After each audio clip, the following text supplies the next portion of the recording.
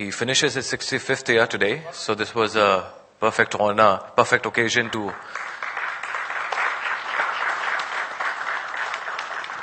commemorate his lifetime contribution, intellectual contribution to the thinking, geoeconomics thinking in India and globally. We are joined by Honorable Minister and panelists already on the dais. Minister has to leave at 11:50. Yeah? Okay. All right. So without much ado, let me invite Mr. Shakti Sinha to deliver the opening remarks. Thank you.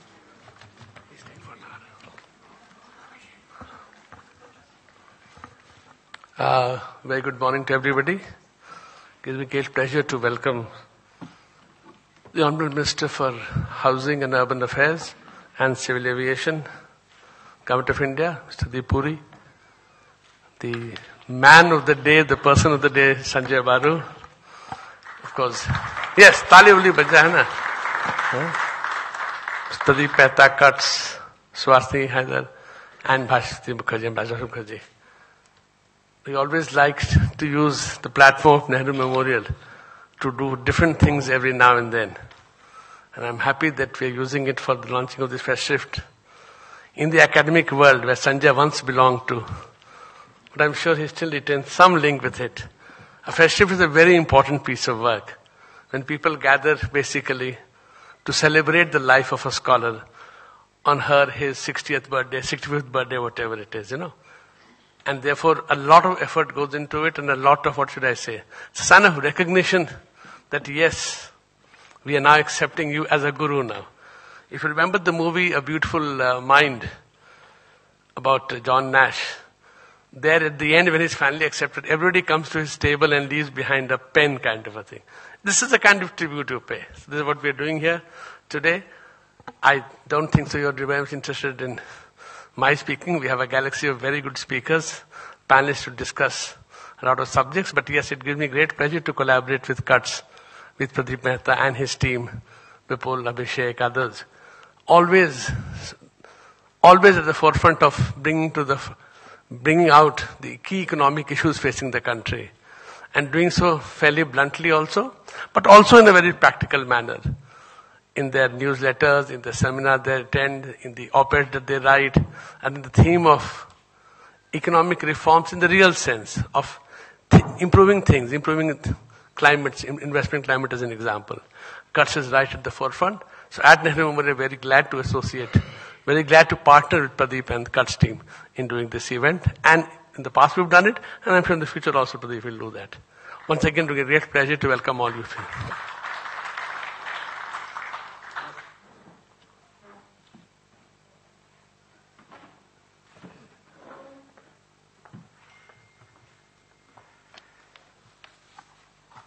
Thank you very much, Shakti. And indeed, let me join you in welcoming all, and particularly Minister Hardeep Puri, for having agreed to grace the occasion and to not only release this press script that we have published in honor of Dr. Sanjay Baru. They're all very, very, very old friends. And Shakti, as you mentioned, that well, I wouldn't say that we have been blunt, but we've been certainly candid. We hold a view on many of these issues. In fact, we're extremely happy that Minister Puri will be releasing this book, and will also be participating in the panel discussion for a little while as he can. When we finished compiling this book and we put out this notice for this particular event, we got a very nice email from the noted economist, Professor Jagdish Bhagwati. He says, and his words are very relevant here, not only is this a well-deserved tribute to Sanjay, but Hardeep Puri's mastery of trade issues cries out to be brought to the attention of Prime Minister Modi. And in fact, Shakti, you forgot to mention, but Hardeep is also a Minister of State in the in Ministry of Commerce and Industry. We spent a whole day with him in in a meeting of the Board of Trade, which just met the other day, about a month ago, and I could see the presence, the erudite presence which Hardeep brought into the discussion at that particular forum, in addition to what the Minister Piyush Goyal was managing.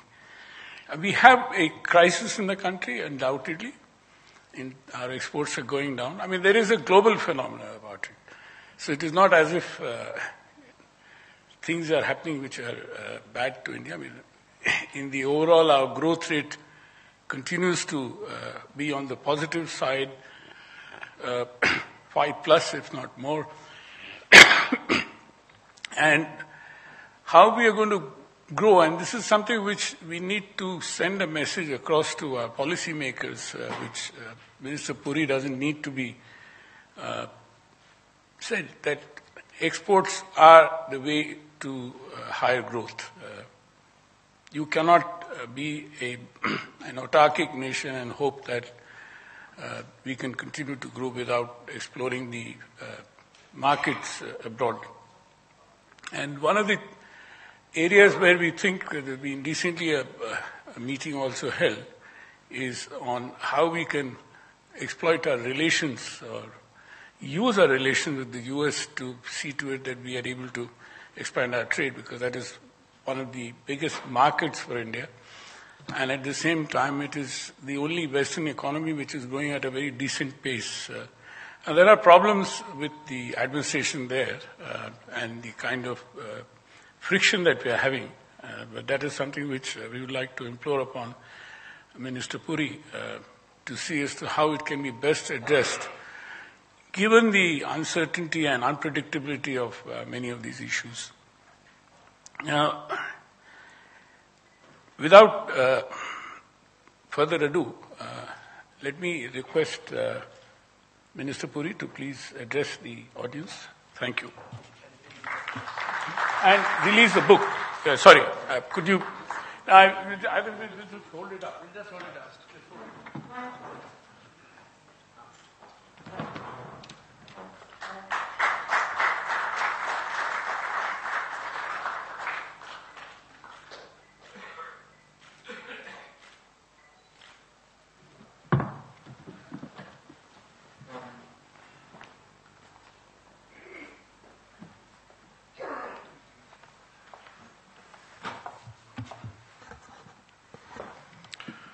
Dr. Baru, Ambassador Mukherjee, if I may be permitted to address you as such, Suhasini, Pradeep, Sanjay, friends, ladies and gentlemen, I felt deeply honored when Pradeep sent me a message inviting me to be with you this morning. Not that my response time has slowed down after entering this other world. I call it the other world. But I normally make commitments only when I'm sure that I don't have to last minute cry off. And since this was a Saturday morning, I was a little wary, but I tried to clear my calendar to the best of my ability, including an event which had to be rescheduled. But I felt deeply honored because in many respects, I think Sanjay, who has responded to and worn so many hats with equal aplomb, academic, journalist, advisor to one Prime Minister in-house, a contributor to an earlier Prime Minister in terms of the evolving architecture of that point. I've had the privilege of knowing him, and therefore I felt very good to receive this invitation. On the way into the auditorium, he reminded me that one of his first assignments that he undertook, I don't know whether it was first, that you mentioned a BIMSTEC paper you wrote for the Ministry of External Affairs, commissioned by a joint secretary called Lakshmi Puri. And what I did recall was that of all the other professional distinctions that he has held, the think tank part was missing because he was with RIS also. So let me just say that we are all very fortunate that we have Sanjay Baru, to whom so many tributes have been paid that I'm not going to repeat those. But I want to get a little and recall one or two stories which many of you will be unfamiliar with, but I'm sure Sanjay will recall this. The year was 1992, if I remember. I had just taken over as Joint Secretary on the Americas desk. I received a call from a man whom, again, I would address Ambassador Mukherjee, so I would say he was known as Mr. TCA Srinivas Vardhan, no, Srinivas Raghavan. Huh? Where is he? No.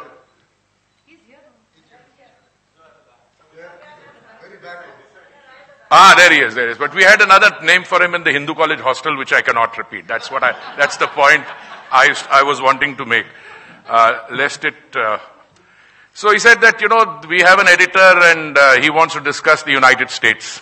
And I had just handed over as the staff officer to Mr. Dixit, who was then the Foreign Secretary, and I think time was May 1982, if I remember correctly. And he wanted to talk about the United States. Now, one good thing about the United States, when you have a discussion today, and I hope to participate in your panel, is that it is possible for us to have misgivings on one issue and yet realize the imperative of engaging the United States for a number of reasons. But the world of 1992 was a little different. The world of 1992 was divided between people who I think had an understanding of the world and people who just were totally engrossed with their own mental cobwebs. So, the three areas on which there was a real need to evolve our own thinking in order to be able to engage the United States. One was, of course, the multilateral trading system. The fact is that after the Tokyo round, which was a pretty simple affair, you were dealing with goods as they crossed borders and you imposed tariffs and non-tariff measures. You were now in a different world where there was a demand to open up the universe of commerce and deal with issues like trade and services, investment measures, and go right into the, domestic production processes. I mean, you were reordering the world in a way. This was one. The second was, I have no doubt that the policy of the United States on the nuclear issue at that point of time was very clearly to cap and roll back our nuclear program. I mean, there was no doubt about it. And then I can come to another thing. There was this interventionist urge. The interventionist urge being that, we know what's good for you. We don't think we have enough confidence that you can sort out your problems with your Western neighbor. And, we are ready to offer our good services. And that formulation was couched in varying degrees of nuance, depending on whom they were speaking to. And I had the unique privilege of dealing with a person who had a not so senior position in the US Embassy here. She was a counselor, I think. Now that I'm old, I refer to counselors as not so senior, but I can be forgiven for that.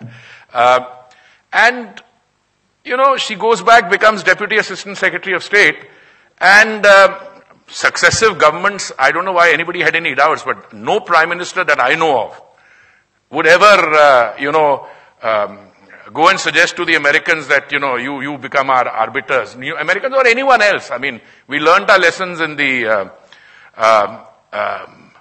second half of the 40s, after we became an independent country and made a reference to the Security Council on Kashmir. Anyway, coming back, she decided that one way she could open up our comfort zone would be to question the instrument of accession. Now, very few people know that when I read out the Riot Act to her, in terms of telling her and anyone else with that thinking where to get off, I actually was reading from a text which I had to read out to Ken Brill, And every comma in that text was cleared by a man called Mr. P.V. Narasimha Rao. Now, I would obviously report to my foreign secretary. He would report to his boss.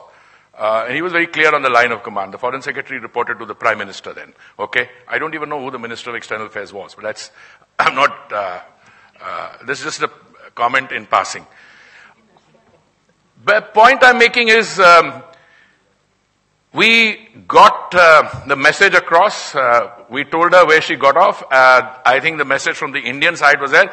And we succeeded remarkably in, I think, drawing the line. And I don't think anyone after that, I mean, there were a few feeble attempts, ever had suggested to us that, that was an issue which was negotiable. So I think that was very good.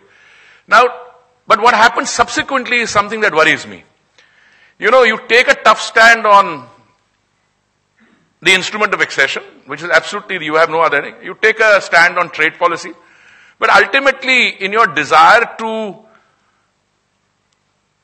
work out a new architecture of relationship with the United States, then you suddenly go around saying that, oh, wait a minute, maybe that line was too tough. So then you sacrifice a joint secretary in the process. I never really looked back. But the real issue came on the nuclear part. There were people within our system then who were quite happy in order to go down the area of accommodation. On the issue of Kashmir, very fact, I remember one or two people who are quite prominent even now were quite happy to engage Robin Raphael. And I was pointing out then that this is not even an American line. This seems to be an agenda which is, which is being pursued by some people with some other motive. And I think in retrospect we were proved right, and the manner in which we were able to rid ourselves of some of these kinds of negotiators. But when it came to the nuclear issue, I was perplexed then, and I'm bringing this up because when you have a discussion on Indo-US relations, I think you should factor this in. I don't know what got into the then Prime Minister, because the organized bureaucracy, which meant people like myself and who was it, Rakesh Sood, was on the disarmament desk, because maybe we're plowing a tough line, I don't know what the issue was, they decided that they would hold secret talks in London, made up of 4 or 5 very eminent people from our side, and then this whole business of the secret talks leaked out. One view then, I had then, and which I am now increasingly subscribing to, that this was Shri Narasimha Rao at his Brahmanical best. He said, first you engage, then you try do something, and then when there is a furor on the secret talk, you say, what can I do? But you also remember that the occasion, there was supposed to be a test, which got called off because the satellite imager had picked up activity there. Of course, the good thing is we learned from that lesson. And next time we done it, we found out when the satellite was hovering, so we did all the activity when the satellite's eyes were not on us. But I come back to making some very basic points. One, I would submit that when it came to dealing with issues of strategic issues, nuclear security, nuclear issue, and I think Sham has said in his comment that, Sanjay was with him in the trenches when you were negotiating the Indo-US nuclear deal. But not only on that issue, I think on trade policy per se, on the calibration of engaging and how to calibrate the engagement with the United States, I think Sanjay has been not only part of the narrative, but he's contributed to setting that narrative. So Sanjay, I want to pay you a tribute on that, and I mean every word of what I say. Because I personally belong to a school of thought which says you cannot be a major economy, you cannot be an important economy in the world today unless you engage with the United States. I have not seen any country in the world grow rich without substantively engaging with the United States. That's the case of post-war Europe. That's the case with Japan. Well, the Chinese have a different model, and I could go on for a long time, but I think that's where the fault lines are now going to be emerging. So I would say that 2 things. We must respect the fact that robust political systems choose their own leaders. And you must allow the electorate, wherever, to respond to that. But you fashion your relationship with another country based on your own strengths, your weaknesses, your vision in terms of what you want to grow into. And I have absolutely no doubt that the $5 trillion economy vision by 2024 or $10 trillion by 2030 will require substantive engagement with the United States, which is today an $18 trillion economy, and by 2030 will be what, $25, $26 trillion economy? It requires engagement with the Chinese, who are today what, $11 trillion economy, and by then will be 13 or $15 trillion economy. But that's the name of the game. The name of the game is not to take highly subjective, value-loaded positions. You're either for or you're against. I think your job is to be for the system you are serving. And I think I'm glad that in our generation we've had several people who were able to rise above their immediate affiliations, their political alignments, and to be able to see a vision for the country in terms of its dynamic potential and contribute towards realizing that potential. So, Sanjay, thank you for getting me here. I don't know if it's your decision or Pradeep's, but I'm willing to thank both of you. I'm also thankful for that I was able to make it and be with you a little longer because my meeting just got postponed by half an hour.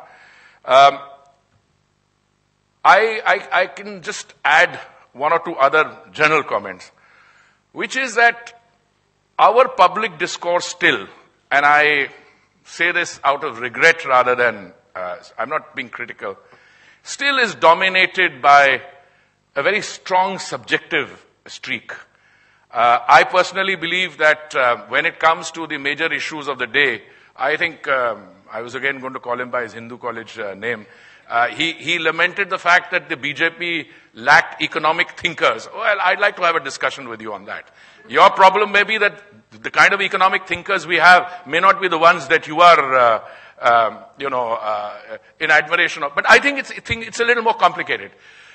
What we are witnessing today in the world is that the so-called Western liberal Washington consensus kind of thing has had to take a backseat. People are increasingly suspicious of trade without acknowledging, and I think this is a big mistake, without acknowledging the fact that trade has been responsible for unprecedented prosperity, not only in the West but elsewhere also. The problem with that prosperity has been that the benefits of that have been unevenly distributed between people within a country and amongst countries. So there has been a reaction to that. And that reaction you see in the fact that I don't even know whether you should call them right of center parties, but parties whose political machinery and ideology is more responsive to loss of jobs, for instance. And that is what happened, and the narrative has not always been an easy narrative, because much of this perception is based on the conscious creation sometimes of a false narrative. So what happens in the process is that people take very strong position. And I think we ought to be able, before we start criticizing people, get down to the basic core facts. And by the way, I can tell you, I was one of the few people, and I say this with great degree of pride, before the 2019 election, I was one of those who said we will get 300 plus. And let me just repeat to you why I said we would get 300 plus. I said we are a party of 11 crore members, we call them Karyakartas. In the 2014 election, we got 17 crore votes. I said the total number of beneficiaries of the Prime Minister's flagship programs, I'm talking about Swachh Bharat, Pradhan Mantri Awas Yojana, Ayushman Bharat, etc. Total number of beneficiaries is 22 crores. So 11 crore members, 17 crore votes last time, and 22 crore beneficiaries of all these programs. Do you know how many votes we got in the 2019 election? 22 crore. I'm not trying to say that there is an exact coefficient or a correlationship between the number of beneficiaries of a development scheme and votes. But equally, my case is that if you've given somebody a Pradhan Mantri Awas Yojana benefit, or if you've given somebody benefit under Ayushman Bharat, he's not likely to forget. So the nature of the debate has changed. Not only the people who are the beneficiaries, but those who are aspirants, who want those benefits. And equally I come back, therefore, all this criticism that we had before the election, and I think, again, I hope Sanjay doesn't misunderstand this, but I think Sanjay was able to stand above this. And not only now, even in 2014. Because he wrote a book on a former Prime Minister, and I reviewed it in 3 parts. I used to have a regular blog, I think, in the Economic Times or sometimes when I had more time on my hands. And I said, it's a great political party, a party which won India its independence. It has great stalwarts, people who founded the party, Jawaharlal Nehru, Mahatma Gandhi, who gave it a mass connect. But you cannot take that whole process and then combine it and make its fortunes dependent on a family. I don't think that is compatible. And that is where the strength of democracy comes. I think that's also where India is changing. And in order to become a $5 trillion or a $10 trillion economy, you've got to get your equations right on all these fronts. Where he has, you guys call it what? Geoeconomics. Okay? Absolutely. I think that is the thing. But I'm surprised that some of us were surprised that we took to this. I remember when I was a young trade negotiator, I found that when I looked at the American list of trade negotiators, one of those guys rose to be head of the CIA.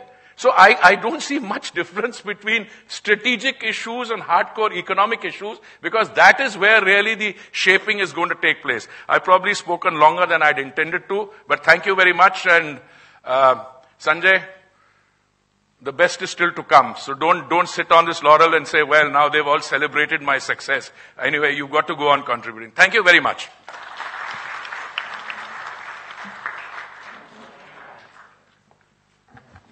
Well, thank you, Minister. May I now request Mr. Pradeep Mehta to conduct the proceedings for the panel discussion?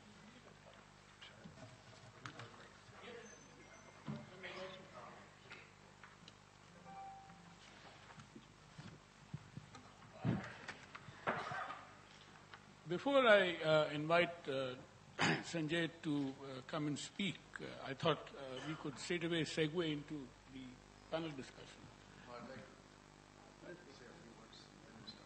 Okay, over to you. And just in case your friends outside who want to know what's happening here, we are live streaming it. In fact, live streaming it. So I'm already getting reactions. Yes. So I've already got reactions to it. I just wanted to say a few words of thanks before we get into the discussion on Indo-US relations. All my good friends said to me, Festschrifts are never written before you're 70. How come, you're too young for a Festschrift? And the only explanation I have is that I have a friend called Pradeep Mehta who doesn't listen to reason. But I would like to say that about a little over a year ago when he came to me with this suggestion, I was bedridden for a month, extremely unwell. And it's a kind of a psychological moment when you wonder how long you live. I was seriously ill. And I think it was in that mental frame that I said yes. If you had asked me now, I would certainly have said no with the N capital, O capital. But I yielded to his persuasion in a moment of physical vulnerability. My only contribution to this effort, I should add, is of course Pradeep decided to build his own list, many of whom had found the time, some of whom didn't find the time. But I did say to him that I have a couple of friends outside India who have followed my work, and I'd like them to contribute to this essay. And two of them in particular I would like to mention.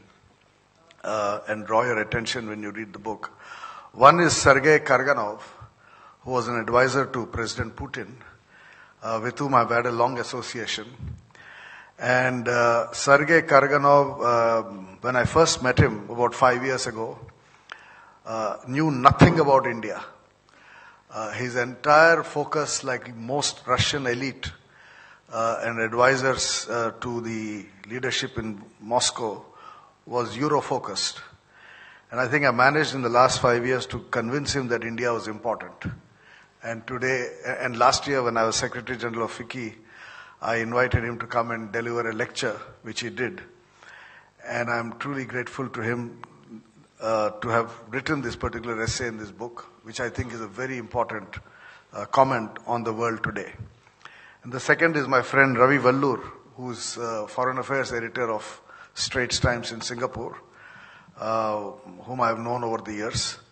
And he has written a very different kind of essay, which again, in a sense, follows my own interest, which is on Indian soft power, Bollywood. But most of the others, I think, are names. Pardon? Ravi is watching it just now. He's watching it. Okay, thank you, Ravi, if you're watching it live. The second thing, my second contribution to this book was when Pradeep finished the book, he asked me who should write the foreword. And I had no doubt in my mind that the person I would have liked to at that point, this was about 6 months ago, was Mr. Arun Jaitley. Not just because he was, of course, the finance minister of India at that time, but Arunji has been someone I've known for the last 25 years, even when he was not a minister, even before the Vajpayee government. He's been a personal friend. I got to know him when he was the lawyer for the Times of India group, and I was an editor with the Times group, and those in the early 90s. But he's someone that I have over the years been the beneficiary of his affections. And I felt that he would be the appropriate person. So I'd again like to place on record my immense gratitude to Mr. Jaitley for having written a very warm foreword to the book. With these words, I just wanted to say thank you to Pradeep and to Abhishek, his young colleague, who put in the effort. Clearly, this is a very embarrassing moment. But then, I guess, as Hardeep said, this puts a lot of pressure on me to be eligible for this kind of a tribute. But thank you again, Hardeep, for being here. As he reminded us, I've known him thanks to TCA. I met him first in 1992, but he took me out for a fine meal in London when he was a Deputy High Commissioner, and we, over the years, had lots of conversations on trade and Indo-US relations, and therefore I'm delighted that he's here today, because the focus of our conversation over the next hour and a half would be on Indo-US relations. Thank you. Thank you very much, Sanjay. Sanjay spoke about the fact is that I approached him to do his first script. It's not because he was vulnerable, but I thought he's somebody who I've admired for a very long time. And he's been a great friend to me in many more ways than one. And he was without an organization at that particular time, if I'm not mistaken.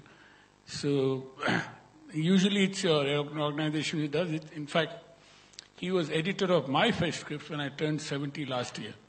So this is kind of a response, return favor. No, but then, Sanjay, it is 65 is a milestone. And when you turn 70, we'll do another one. So you have this... Rev 2. So you have this challenge for you that, in 5 years' time,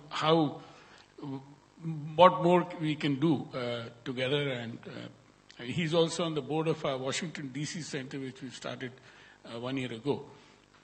So we do hope that we'll be doing a lot of other things. And particularly as Minister Puri spoke about, the fact is that we realize that the Indo-US relations are very critical for our economic reasons as well, and therefore what we should do. Now, we are living in a world which is changing rapidly and presenting a completely new set of challenges. While on the one hand, globalism seems to be under threat, thanks to President Trump, on the other hand, new synapses are linking the world like never before. Only yesterday I was talking to an American trade negotiator who I have known for a long time, and he himself was quite sort of critical of the way the Trump administration is dealing with the WTO. I mean, the whole dispute settlement system is being held hostage, and the appointment of the appellate body members is not going to take place.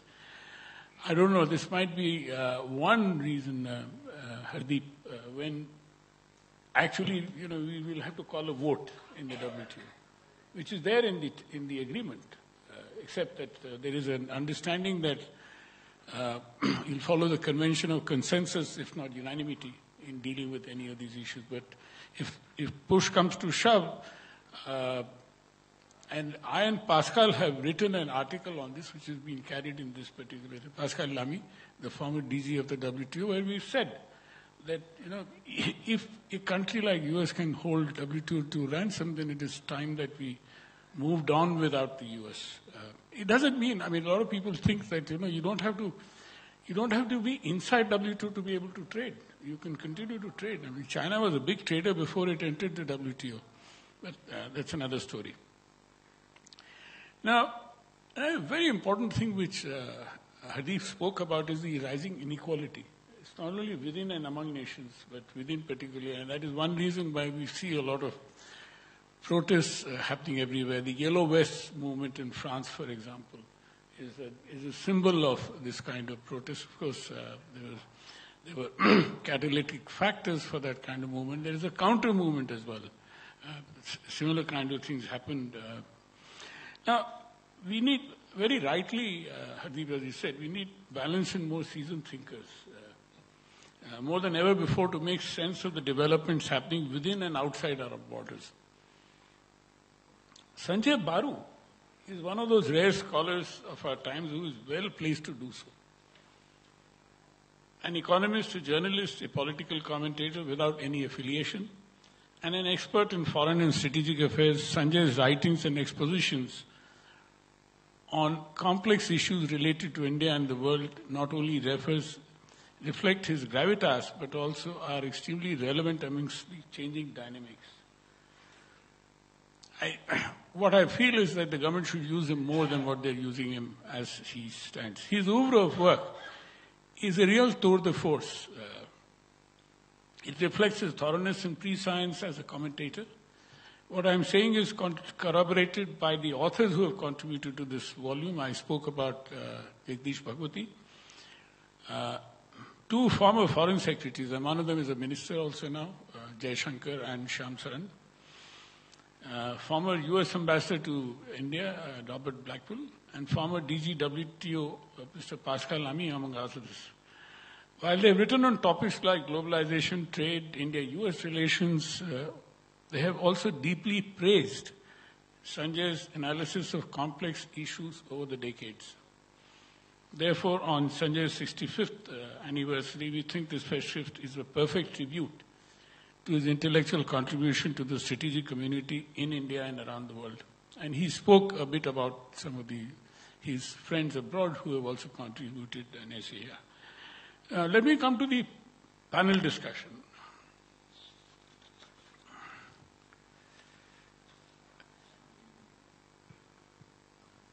Thank you. I would like to begin with what our former Foreign Secretary and the current Foreign Minister, S. Jaishankar, says in his essay in the book. He wrote this essay when he was at Tata Sons. He says, if there is one thing that all of us agree upon, it is that the world is going through both unexpected and unprecedented changes. We've had so many black swans that some of them have turned white. It is important to separate larger trends from immediate events if we are to come to terms with the new reality. I thought that was an excellent quote to contextualize this whole panel discussion. Of course, it gets narrowed into the individual context. Now, my first question to the panelists is, may I request the panelists if they could respond to these questions as sharp as possible, and then we can move on with an interactive debate. In the context of India-US relations under President Trump, how do you separate larger trends from the immediate events?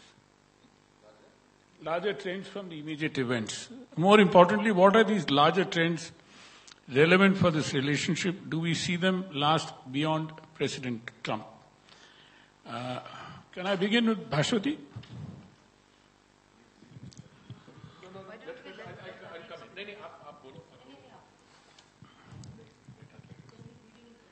No, but I don't want to speak for 10 minutes.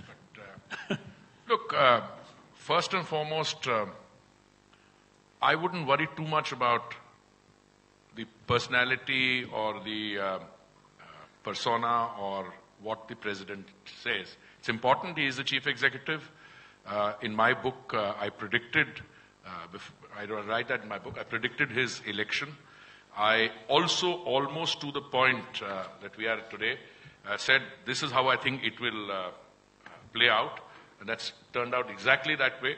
I also said that his own support base is not diminishing. So don't be surprised, he will be a candidate and could win the next election as well. So that's one. So you have to deal with the United States per se. You have to deal with US trade policy. I think the presidency of the 45th POTUS marks a very clearly defined departure from the earlier listing. Many of the systemic things that we took for granted right up till President Obama, he's questioning those. And it is finding resonance amongst the people who vote in the current circumstances. Okay, that is the important thing. Can you differentiate between the short term and the medium term or long term, if that's your question? Well, I would say do take his tweets into account, but they're also part of a pattern. And that pattern is quite clearly, I think, insofar as China is concerned, and I think that's a major preoccupation. The facts, as I see it, that not many countries in the world have come to terms with the rise of China or the manner in which it is growing. But the real important thing is that when the Chinese resumed their membership of the multilateral trading system, and this is where I want to be careful, I'm using the word resumed, okay? And they came in as with an entry fee that they paid in the Uruguay round of trade negotiation. The working party, which had been established to deal with China's membership of the WTO as part of that, thought that it had imposed an entry fee. In retrospect, what is very clear to me, and I'm speaking in my personal capacity, because by the way, one of you listed my responsibilities in terms of urban affairs, civil aviation, but I'm also in the Ministry of Commerce and Industry. You see that? Good, I missed it. But, so what I'm going to say is in my... but I'm making a very basic point that, look, today the Chinese should feel very reassured themselves. The rest of the world readmitted them into the multilateral trading system because they were salivating at the prospect of selling to a large market. But what happened is that the Chinese also have that many number of producers. And I think what the Chinese have been able to do, whether it was a failure of the disciplines here, that's why I'm speaking in my personal capacity. Look, in a system where data is not readily available, a system which is opaque, a lot of people are complaining that you don't know where a state subsidy might end and an enterprise level dumping action may start. Now, those are the things you have to deal with. But the President of the United States has decided, whether you like it or not, that he is going to rework that relationship. Now, for us, I think there are opportunities, but the small to long term, I think we should tighten our seatbelts and get used to the idea that you have the two largest economies in the world flexing their muscles and wanting to reorder the world. I don't think it makes any sense for us to align with one against the other.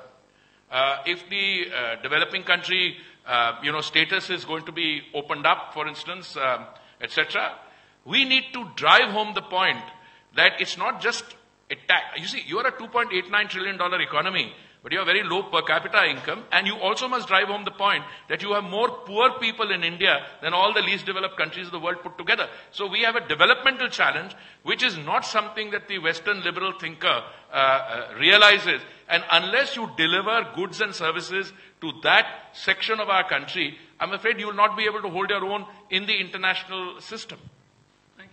Thank you. Bhashwati? I think it was good that we heard Hardeep first. I'd like to give my perspective, moving away from trade issues, to say that, first of all, as far as US is concerned, it's a multi-layered relationship that India has. And we should make a distinction between just looking at United States from what Trump tweets and says to what is actually happening.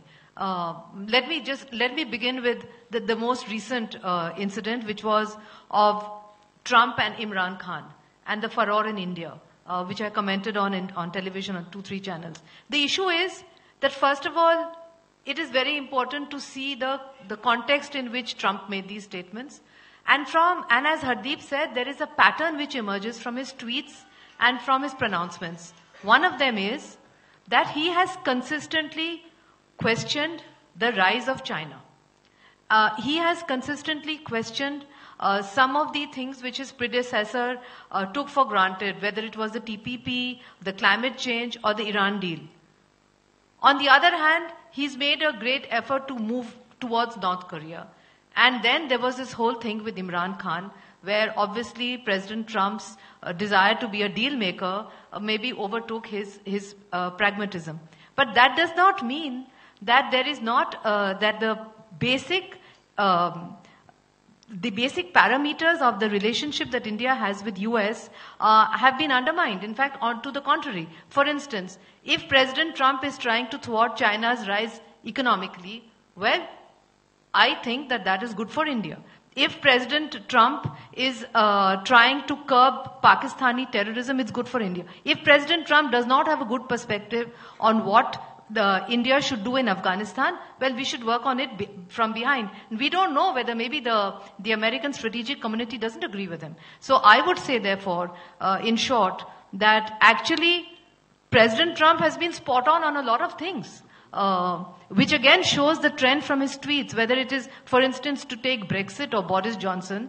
He was spot on when he told Theresa May that you have not been able to get a good deal for UK. He was right on that. He was right also on the fact that ultimately Johnson would become UK PM. So I think that from an Indian context, we should not put too much of emphasis on Trump's immediate day-to-day tweets or his immediate meetings with various world leaders. We should try to push for what is good for India, and from my perspective, what is good for India is to strengthen this strategic partnership, because it was actually United States that brought us out of our nuclear isolation. And on trade, yes, I agree with Hardeep. Hardeep had written an article when he was not a minister, where he had said that when trade negotiations go wrong, you should sack the trade negotiator, but not move away from the trade agreement. And Hardeep was spot on. That's what we have to do. We have to get a good trade deal for ourselves. If in the process we have to change the negotiator, we change the negotiator. Thank you. Thank you very much. So Harshini, the question again, let me repeat what Jaishankar has posed in the book, is it is important to separate larger trends from more immediate events if we are to come to terms with the new reality. Now, what I do hear from my American friends quite often is don't blame the US for it, blame the Trump administration. There is a nuanced difference. I mean, there's a very large number of people there who do not agree with Trump. So, over to you. I think that attitude, which I see very often in India as well, is disrespectful to a relationship with a country. For anyone to assume that we should somehow disregard what Mr. Trump says, simply because we think he's foolish or says something which is patently false, would be to not understand the nature of what we are confronted with. And I think it disrespects the relationship and also hampers our own ability to do it. I'll be very basic over here and say I think in India we are sometimes afflicted with the all is well problem. That we just want to say, but all is well. Eventually, it doesn't matter what he's saying. It doesn't matter what he's doing because all is well. At the same time, as Mr. Puri pointed out, Mr. Trump might return for another 4 years. When he finishes that term, America might not be the country that we, in our minds, have conjured over the last decade or so. And to start with, I really should make the point that I'm very, very honored to be here and to be invited to speak because some of the formative conversations I've had when thinking about geoeconomics have been with Dr. Baru. As we discussed literally on a day-by-day basis the progress of the nuclear deal. I can tell you now, I'm not sure I'm giving anything away, that the one person who told me from the very beginning that the nuclear deal would go through was Dr. Baru.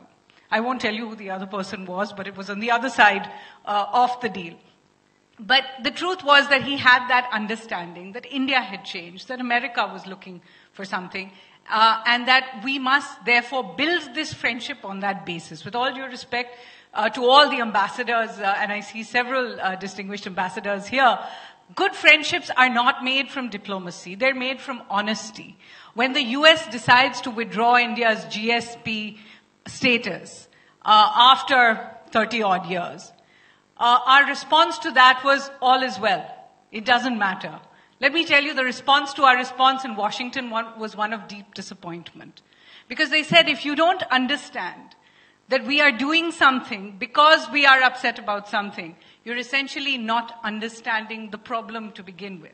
So in our hurry or haste or wishful thinking to say all is in fact well between India and the US, and this is a short-term problem, it's a Trump-related problem, I think we need to look at the larger consequences of looking away from the actual relationship. We all know, I can list out for you all the great things in the India-US relationship. How the military ties have increased, how trade is growing year on year, how more Indians are going to the US even if it's at a lowered rate.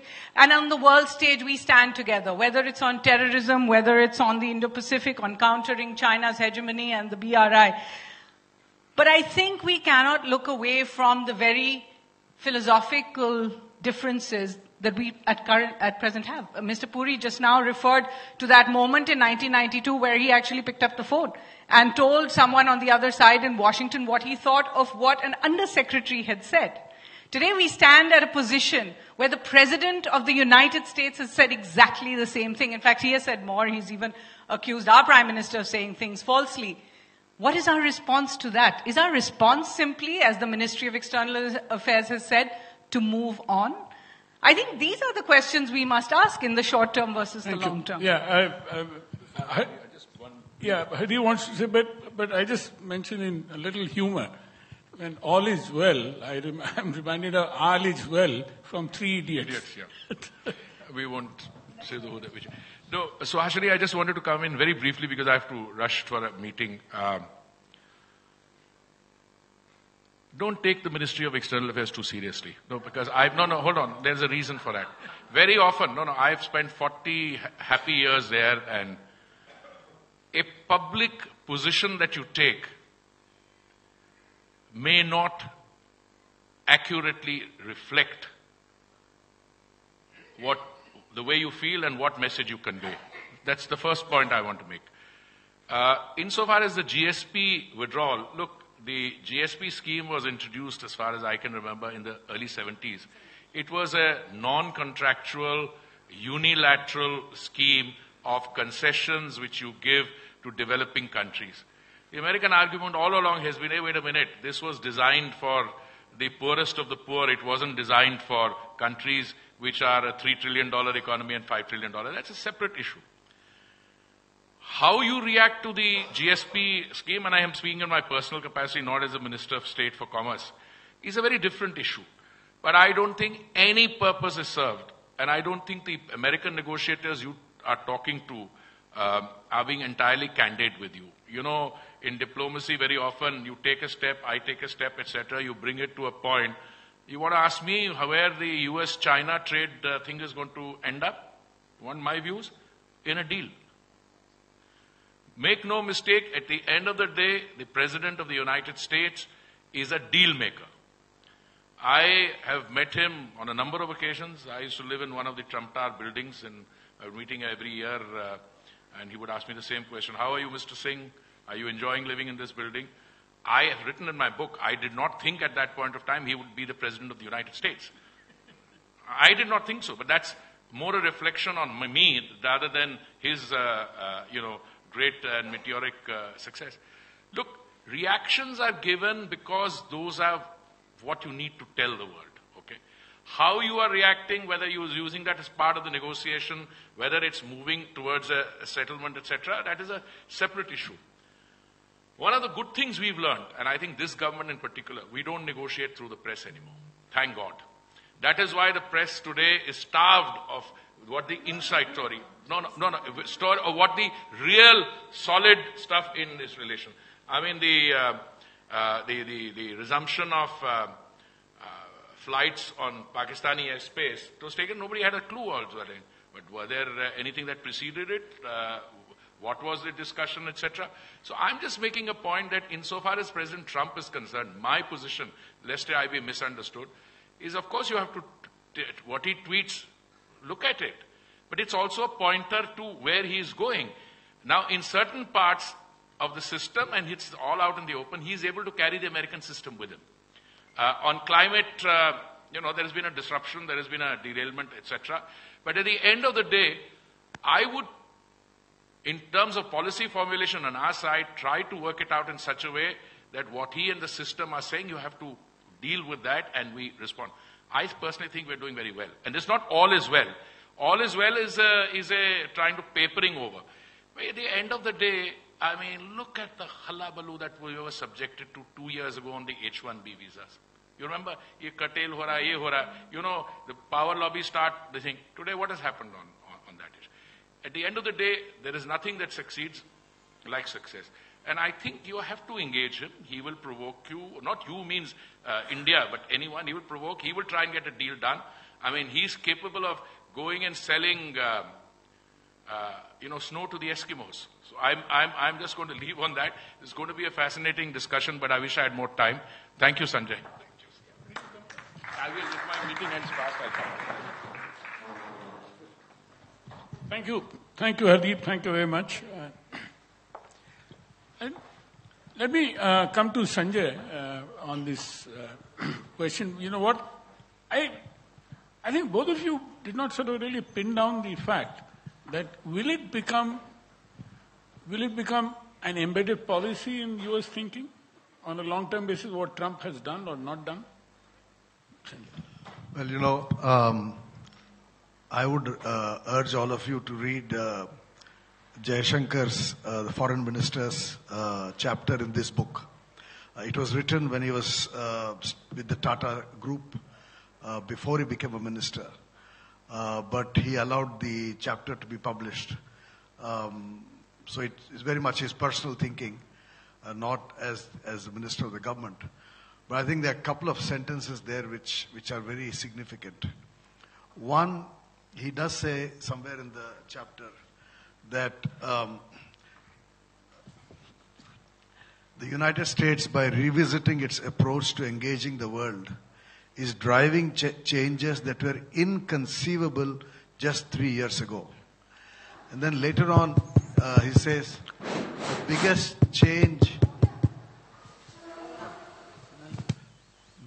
biggest change is the emergence of American nationalism on the global arena after 8 decades. I just read out these 2 sentences, but the rest of the chapter is a very fine essay on the fundamental changes happening in America's approach to the world. And I think it's extremely important for us in India to understand this. It's a complete waste of time to be looking at Trump's tweets and imagining that American policy over the next decade or 2, whether it's going to reflect those tweets or not reflect those tweets. I don't think there is any real serious difference between the Republicans and the Democrats or within the Republicans on the way America should deal with the rise of China and with its own decline. There is now considerable literature on this issue of how America sees its own decline and how it sees China's rise. Lots of books have been written. There's a chapter in this book by my friend Bob Blackwell, who used to be ambassador here. And Bob has written an excellent book called War by Other Means on geoeconomics. In fact, it's a fascinating book. And I refer you to another book by Edward Luttwak on the rise of China and the logic of conflict. If you look at all of this writing by influential people in the United States, the US is dealing with a changing world. And a significant dimension of that change in US attitude towards the world is to in fact challenge its own friends. I just got a forward from TCA sitting at the back, Trump's latest tweet, where he has taking on President Macron. The French have imposed taxes on American software companies. And Trump has just tweeted saying, we will impose retaliatory tax on French wine. And then the tweet ends with a statement, American wine is better than French wine. Trump is taking on anyone who takes him on. In other words, the United States is fighting the Japanese. We saw Trump's visit to Japan. The United States has basically no regard any longer for the European Union. It's taking on Germany. It's of course taking on the Russians and the Chinese. And why will it not take us on policy issues which do not suit them? That's the world we are entering. So it's going to be a challenging world. I'm not fully convinced with Mr. Puri's argument that there will be a deal between China and the United States. There could be a deal, but I would not say there will be a deal. Because the logic of what the United States is doing, as I've argued in my own writings in the last 2-3 years, is the geo-economic containment of China. Just as the United States undertook the geopolitical containment of the Soviet Union, it is today, in fact, over the last couple of years, and I've written this about 2 years back, it has launched what I would call the geo-economic containment of China. And that geo-economic containment of China is aimed at ensuring that Chinese growth tapers off. And Chinese growth is beginning to taper off. And the US will not relent till China's growth rate comes down to 2 to 3% a year. It will push and push and push and push till China's economy slows down to the point where there are social consequences and political consequences at home. That is the way I look at the years ahead. So they are going to be extremely challenging times. Don't waste your time on the short term. Don't waste your time looking at what Trump will say in the run-up to the next elections, which he has to win. And he may say all kinds of bizarre things. I think the challenge is over the next decade. And therefore, the premises on which our relationship, whether with the United States or with the developed countries, was based over the last 25 years, ever since we liberalized in 1991. There was a strategy from 91 to 2014. That strategy, in my view, is no longer relevant. We have to rethink our relationship with the United States. Sanjay, can I ask you a question on this particular point? What I perceive is, since a long time, the pendulum is shifting from the west to the east.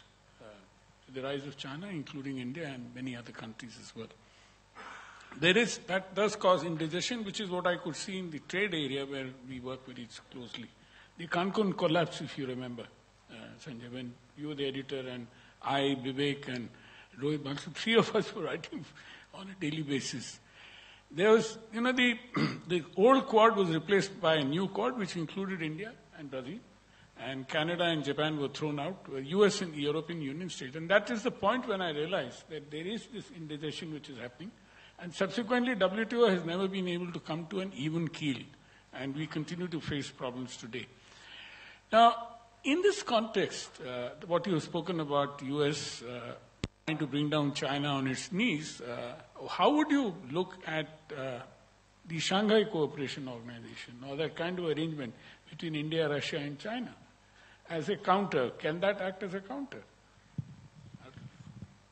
Frankly, we should not get into any of these traps. I mean, the world is full of clubs. I keep telling people it's like, if you live in Delhi long enough, you want to be a member of IIC, you want to be a member of India Habitat, and once you got that, you want to get into Delhi Gymkhana, then you want to get Delhi Golf Club. This aspirational, club membership mentality has become a disease for global leaders.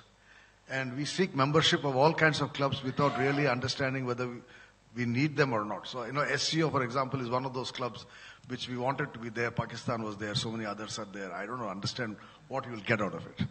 The only relevant club, as far as I'm concerned, is the East Asian, the East Asian process, the ASEAN Plus group. RCEP is in the making, but the existing one is the ASEAN Plus 6. And that is, I believe, actually, the locus of the Indo-Pacific, etc. That's a useful group to be. BRICS, SCO, wagera, these are all waste of time. You have time, you go. Non-aligned movement, we stopped even going there. Thanks. But I think for India, there is no option but to deal with each of the major powers individually and independently of each other. That is what I understand by the term multi-alignment, which has been used by Jaishankar and others, that we are now moving from non-alignment to multi-alignment, which essentially means the India-Russia relationship. You preempted my question too. Yeah. But anyway, let me, Shakti, on the first question. Yeah, on the first question and combining... I think enough has been said. No, I don't think so. I'll tell you why. I want to combine what Hardeep and Sanjay both alluded. I'll go back to the readout of that day, Trump's famous tweet. The White House readout doesn't mention this business of negotiation at all.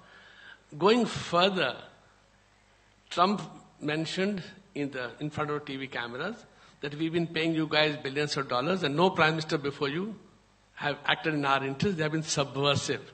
But now with you are there, you're cooperating with us and I want you to continue cooperating with you. In other words, that's a fairly strong exposure of Pakistan's position, which made Imran Khan tell the USIP, the United States Institute of Peace, that we have never mentioned it, but actually we helped, the ISI helped the Americans catch Osama bin Laden. Something which is completely contrary to what Pakistan has been saying throughout, that they were not aware and nothing is happening. Afridi is still in jail. I think Trump's method of tweeting, there is a method to it. We have to, yes, it's not always well, but we must understand it. So therefore he's also providing cover in that sense to Imran Khan. Fine. You can go back and say America's agreed to negotiate on Kashmir with India. Give me cover, but deliver on Afghanistan, deliver on peace there. So that, just taken out of context can be. Because Trump tweets every day, and I said there is a method to it. But if the US government itself in its statement on the talks does not mention negotiation, it obviously means that they have taken it in the context of what it is, and they're not looking beyond it. Now, should countries be negotiating in this manner? We really don't know. It hasn't happened before. But if it is happening now, it is something that America's best friends, Japan and the United Kingdom, are also getting used to it. It's not the best way to go about it, but I don't think we can wish it away and hope that things will turn out differently. Thank you, Shakti. With that, let me come to the second interesting point, which Sanjay was nearly preempted me. Raja Mohan, another very famous strategic thinker of India, now in Singapore, in his essay in this book has argued that Prime Minister Modi's biggest contribution to Indian foreign policy was to get the Indian establishment past the fixation with non-alignment. The terms strategic autonomy and non-alignment barely figured in Modi's articulation of India's worldview. He further argues that the notion of strategic autonomy ends up as a do-nothing strategy that fails to take full advantage of the partnership with the United States. Frederick Greer, the senior fellow at Carnegie's South Asia program, who, on the other hand, argues that India's cherished strategic autonomy, which for a long time acted as an obstacle to any significant rapprochement with the US, may become a condition for the development of the partnership. Who would like to take this question? Suhasini? I should add that strategic autonomy came back into the Prime Minister's lexicon about a year ago when he spoke at the Shangri-La Dialogue, making it very clear that this is not a done deal. I'm not just sliding in one direction or the other. When it comes to multi-alignment, it presupposes the idea that somebody is giving you that choice. Multi-alignment means that everybody involved in the alignment is saying to you, that's okay with us. What happens in a world where the United States says, no, in fact, if you are going to buy, say, military hardware from Russia, you are not going to be able to deal with us on a whole battery of hardware. Simply because we have interoperability now, we have new technical systems, we can't go ahead with you. What do you do in a world where the United States tells you that if you were to do trials with a Chinese company, say Huawei, you will not be able to enter into security arrangements with us on telecommunications. This is something the US has already told Germany. We're waiting to find out if they say the same to us publicly. The question is, are these now options? Multi-alignment was a great idea. I called it non-alignment 5.0. Because if you looked at non-alignment as it was conceived as a way of India batting way above its size. The idea of it being the voice for the voiceless, the idea of it not taking sides in a Cold War. It was certainly supplanted, especially after our own friendship treaty with the Soviets. It was supplanted again in the 90s, and Dr. Badu has written so much about this, the idea that geoeconomics took over, that economically we could move away from this whole concept of not being allied one way or the other. So we've had several iterations or several new versions of non-alignment. Maybe multi-alignment is NAM 5.0. But I'm just saying that now that we are looking at it with a new prism, the black swans that have turned into white swans and President Trump coming into the fore, maybe this is not going to be a choice. What we're told again and again by thinkers in Washington that the a la carte option is no longer on the menu. What you're getting is either a buffet on this side or a buffet on that side. Thank you. May I turn to Shakti on this? USA is obviously... No, that's what I'm saying, sir. USA is easily the biggest economy in the world, the biggest power in the world. Since 1990, Paul Kennedy has been predicting his demise. It hasn't happened, it won't happen again. It is in a position, rightly, wrongly, fairly, unfairly, to impose its terms. It has done so with literally every country in the last many years. So I think when you're dealing with a behemoth like the USA, things are not the same as dealing with other countries. Whether it is for China, whether it is for Russia, which is the most important country for China? It is the USA, period. So therefore, America's ability to therefore stamp on you as an 800-pound gorilla will always be there. No world has ever been a world where everybody is equal. Sovereign equality is fine. One vote, United Nations is fine. But the reality is that big powers will always be in a position to give you choices that you really can't say no to. And there the trick comes in, the more you grow economically, the greater are your options available to you to negotiate with the USA. If you were today a $500 billion economy, nobody would look at you. But if you were today already a $6 trillion economy, the options open to you are far greater then. So it is a give and take situation. Including inviting hostility. Absolutely. I mean, let's be very clear. When Russia walks into Crimea, does anybody do anything about it? The answer is no. When Russia walks into East Ukraine with tanks and anti-missile equipment, which no militia has, did the world say anything? The answer is no. Half of Georgia is still under Russian control. Full stop. Big powers have the ability to trample on others in the real world. Ideally, they should not have, but the ideal world does not. After all, Sananda Datta's book on Kashmir, on Sikkim, is called Smash and Grab. It's about the Indian state.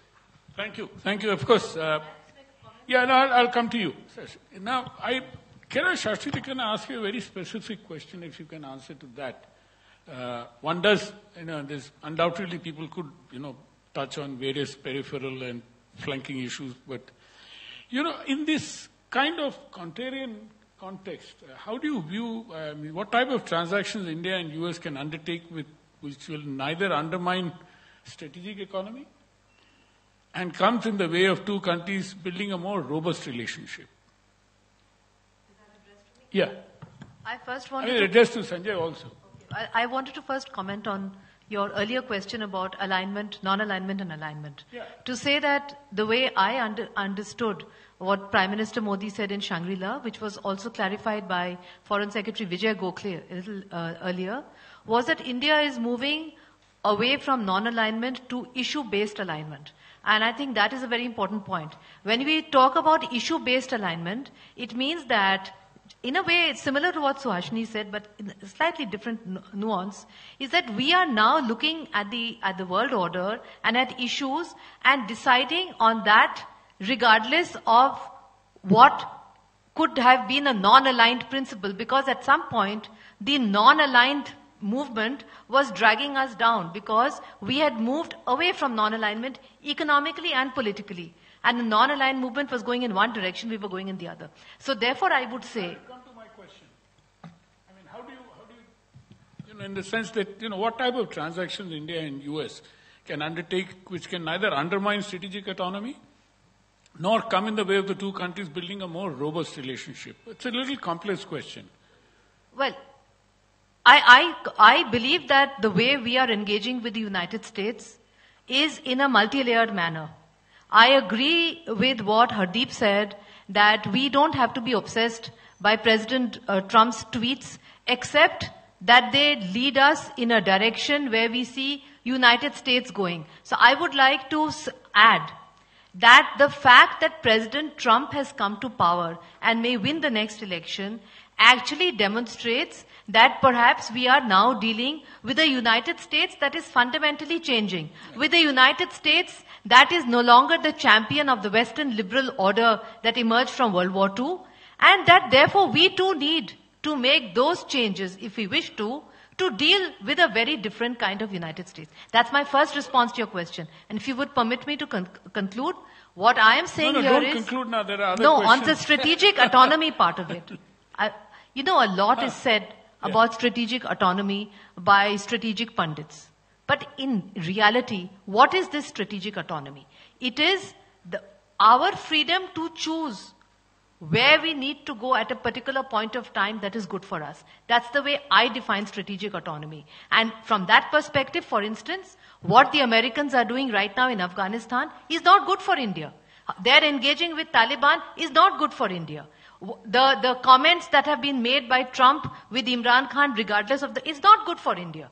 How we deal with that is another issue. But if you ask me, is it good for India, what is happening between US and Afghanistan and engaging the Taliban? No, it is absolutely fundamentally detrimental to India's policy in Afghanistan, where we needed our strategic autonomy, where in fact Pakistan's strategic autonomy goals are being gained at our expense. So I agree with you, Sanjay. The question is, how do you read these contrarian views?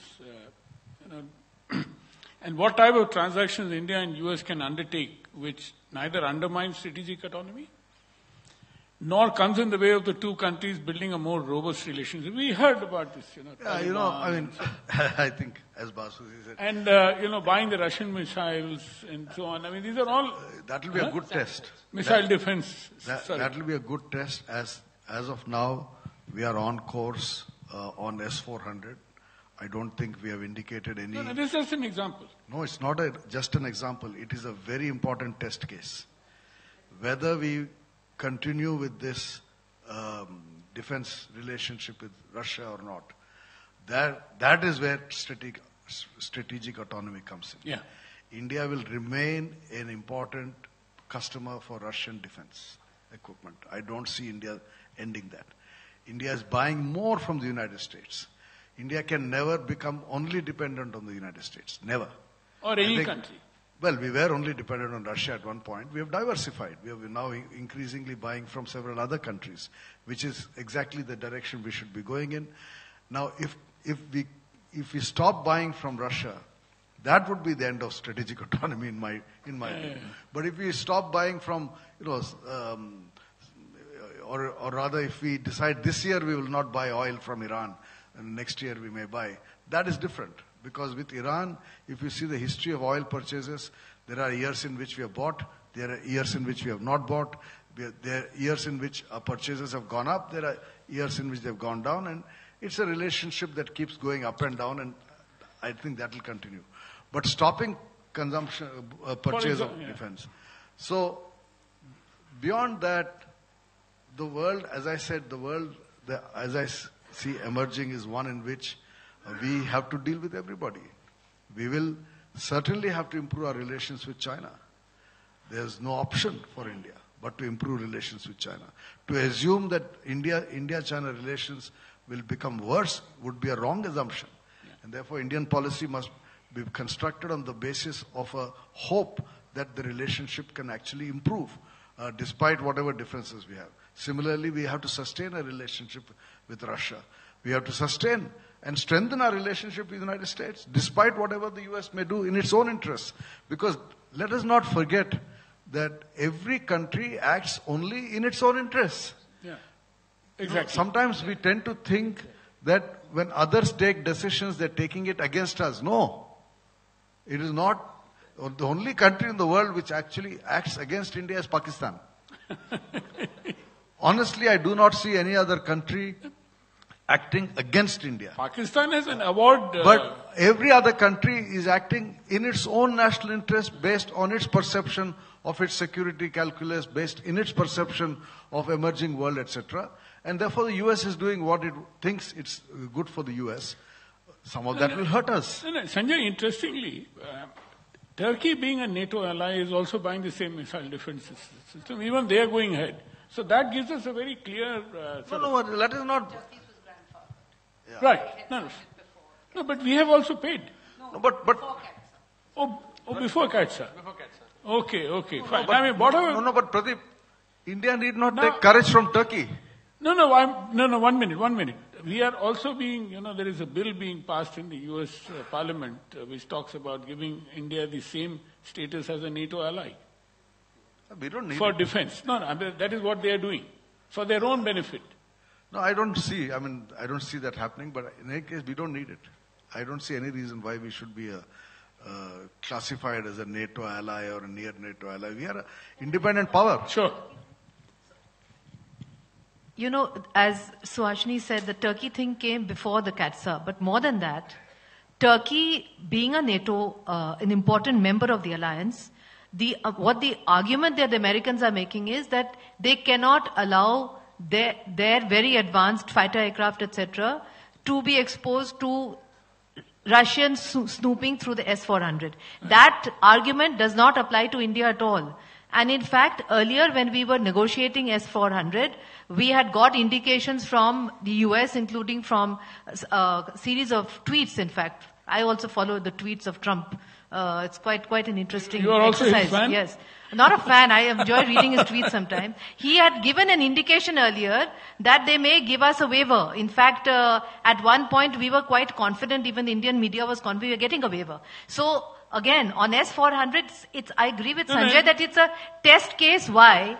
That are they going to give us that waiver or not? We are not a NATO ally. This NATO thing is has been brought up, in my opinion, in order to use the same argument against us for the waiver as they've done with Turkey. That's the point I want to make. My question was larger. My question was larger rather than granular. Instead, I just took that as an example rather than as something which we need to go. That it doesn't matter whether it was grandfathered or not. The US still, do they follow any logical reason? They don't. I beg your pardon. But anyway, let me come. Could I answer your question? Can I move on? Suhasini? The context of question 3 is a plain, simple reading of the Indo-Pacific Strategy report unveiled by the US recently in June indicates that larger security alliances are at the heart of the Indo-Pacific strategy. Now the question is to the panel, is the Indo-Pacific conversation increasingly being hijacked by a security dimension? How do you read a case for building stronger economies in the region through a shared collaboration? After all, without a strong economy, there is no strong security. What is the meeting point? Secondly, security alliance against whom? We all know whom. The official US position seems to indicate that Indo-Pacific strategy is geared towards creating alliances against countries like Russia and China. How should India deal with this situation? And can we be more little sort of more policy-oriented rather than granular? Otherwise, we lose the point. Bhaswati. That's a two more questions before we conclude. That's a very vital issue that you've raised. In my opinion, the Indo-Pacific strategy of the Americans, to which we are gradually coming on board, has a greater security dimension than an economic dimension. It is intended to keep the Indian Ocean free from the rise of China. From that perspective alone that I'm addressing, that if it is to keep the Indian Ocean free, and the Indo-Pacific region free, which is a region of vital importance for us, yes, we do have a valid national interest in going along with the Americans. Where we are cautious and where our Prime Minister, we could not attend the last Shangri-La because it clashed with the swearing in of Prime Minister Modi 2.0, but we have shared our views and we've made it clear that we do not share the American position of overtly saying that the Indo-Pacific and the Quad is directed against a particular country. But if you look clearly at what the signals we've given, it's clear that we share their preoccupation that we want to keep the Indo-Pacific free. As far as the economic aspect is concerned, that is taken care of, as Sanjay said earlier, in the ASEAN Plus dialogue, because that actually safeguards our economic interests. So I actually see the Indo-Pacific as a great way for India to collaborate with the United States and to help in keeping the Indo-Pacific free of Chinese influence, which is actually, in my view, we need to move away from our obsession with Pakistan and recognize that one of our greatest threats actually emanates not from Pakistan, but from China. Well, you think that is the reason why India has adopted that Act East policy? And, the whole discussion today is now East and South Asia. But that is part of, in fact... Sanjay? Sorry. Sanjay, because she raised this issue about what you had raised, this ASEAN Plus. Now, in the terms of Indo-Pacific strategy, what do you think are the kind of economic opportunities? Or should only security be the guiding principle? The ASEAN Plus 6 focus has always been on economics. It's a regional economic cooperation building effort. And the logical conclusion of ASEAN Plus 6 is RCEP. Though it's minus US, because US is part of ASEAN Plus 6. US is not in RCEP. So RCEP is ASEAN Plus 6 minus US, which is why the US is objecting. Anyway, Indo-Pacific as a concept has always been related to security. It was not visualized as an economic construct. The first statement conceptualizing the concept of Indo-Pacific was made by Shinzo Abe in August 2007 here in Delhi when he addressed the Indian Parliament, where he spoke of the confluence of the two seas. So the initiative originally came from Japan, because the Japanese are worried about Chinese activity in South China Sea, China's rise, and Chinese attempt at containment of Japan. And therefore the Japanese were reaching out to India. And in reaching out to India, talked about the confluence of the two oceans, Pacific and Indian. And Abe, promoted the idea. We were cautious in reacting to Abe. The only public statement made by Manmohan Singh endorsing the idea of Indo-Pacific was made in September 2013, a few months before the end of his second term, when he addressed a gathering in Tokyo. That too, it was not an official meeting. It was a gathering of businessmen and think tanks, etc. But otherwise, the Indian Prime Minister till 2018 did not use the term Indo-Pacific. The first time the Indian Prime Minister talked about Indo-Pacific was when Prime Minister Modi went to Shangri-La Dialogue in June 2018. But in between August 2007 when Abe spoke about it and June 2018 when Modi spoke about it, you had a famous speech by Hillary Clinton in Chennai when she came to India in 2000 2009 or 2010. She went all the way to Chennai because it's facing the east, Bay of Bengal, and spoke about the Indo-Pacific. Now, you have a Japanese view of the Indo-Pacific, you have a Indian view of the Indo-Pacific, and you have an American view of the Indo-Pacific. There are other views of the Indo-Pacific. Now the Indonesians are talking about it, the Singaporeans are talking about it, but there is no one view of the Indo-Pacific. So in fact, if you look at the academic literature, the remarks are always, what is this? It's like that elephant and the 7 blind men. Each one has his own view of what this Indo-Pacific is.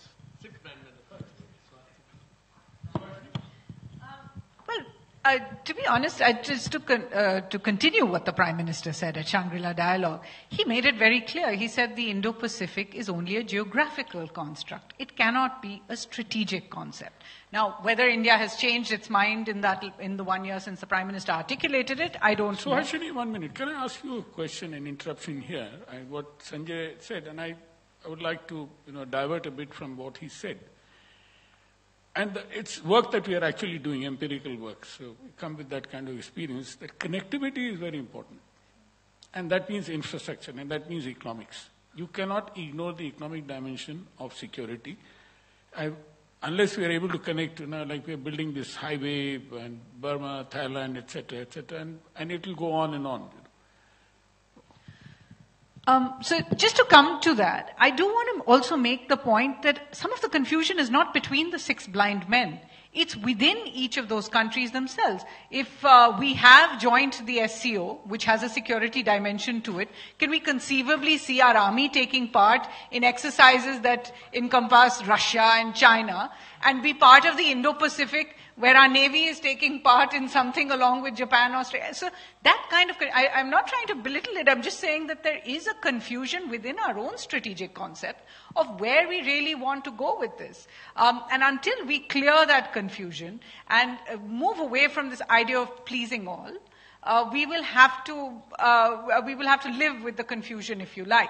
When it comes to connectivity, you're absolutely right. I think the Indo-Pacific has always been conceptualized as of 2 parts: holding the waters free for navigation, and of offering a counter or offering an alternative to the world when it comes to connectivity, because we are now confronted with the Chinese dream of the Belt and Road Initiative. How do we deal with it? Are there places we can cooperate with the BRI? India has made it clear, not for the moment.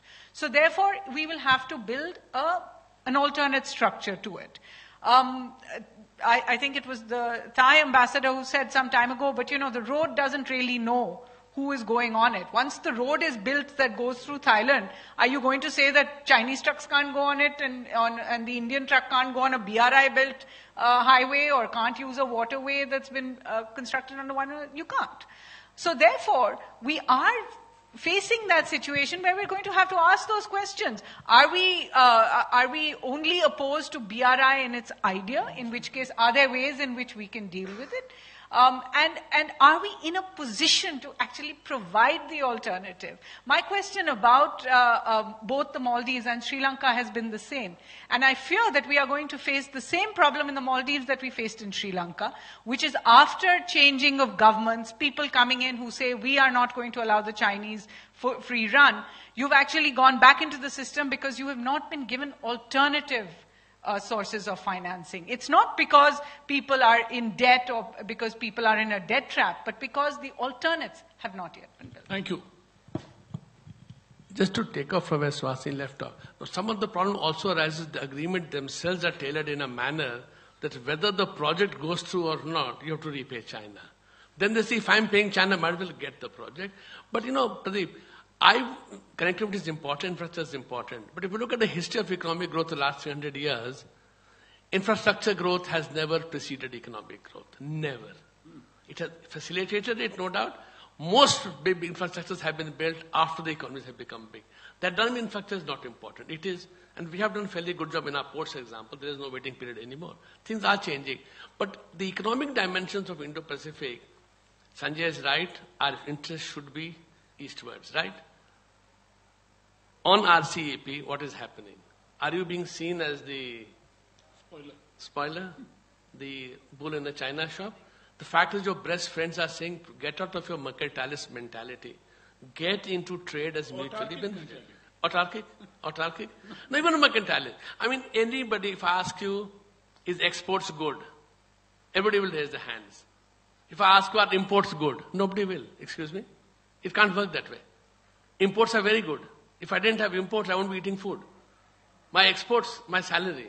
My imports, the food, the movies, the rental, the car, the holidays. Why don't we take it in that way? But we have to become a stronger economy. Our links have to be very strong with East Asia, rightly so with ASEAN Plus. And Prime Minister Modi was absolutely right in Shangri-La. We are not looking at containing anybody. At the same time, we want our economic opportunities with China, absolutely. At the same time, we also must recognize that China poses a threat, as Bhashpati said. And therefore, the exercises, or as Srivastava said, the exercises with the USA, the Malabar exercises, right, will carry on. But yes, we have to decide whether we do Malabar along with exercises in SCO with the Pakistani army. That is something you have to decide. Nobody mentioned the India-Japan partnership about that economic corridor from, Japan. Nothing is happening, unfortunately, to Africa. And therefore, even in the Indo-Pacific definition, India also looks at the east coast of Africa also as a part of that. But let me come to now, turn to a natural corollary to what we've been discussing is to trade. I'm not talking about the Indo-US relations particularly, the economic dimension of the relationship. While US actions seem to be undermining multilateralism in trade, particularly through the WTO, countries like India and China have a strategic case in preserving that, in the sense that even the joint submission that we've been making at the WTO is for reforms, but not to shut it down. Now, in the essay that I've co-authored with Pascal Lamy in February this year, which is also in this book, we had argued that it is vital to understand the rise of US-led protectionism and how its likely escalation may be countered by reviewing the institutional framework of the WTO. Unfortunately, this has become now a disease. I mean, there are many countries which are, including India. Why blame others? So the question to the panelists is, what are your views on this? We had also argued that G20 should take up this agenda, but it seems Osaka was not able to achieve much against containing protectionism. How worried should we be? Sanjay, can I start with you? Oh, we should be worried. Because as I said earlier, you have the world's richest economy becoming increasingly protectionist. That is not good. The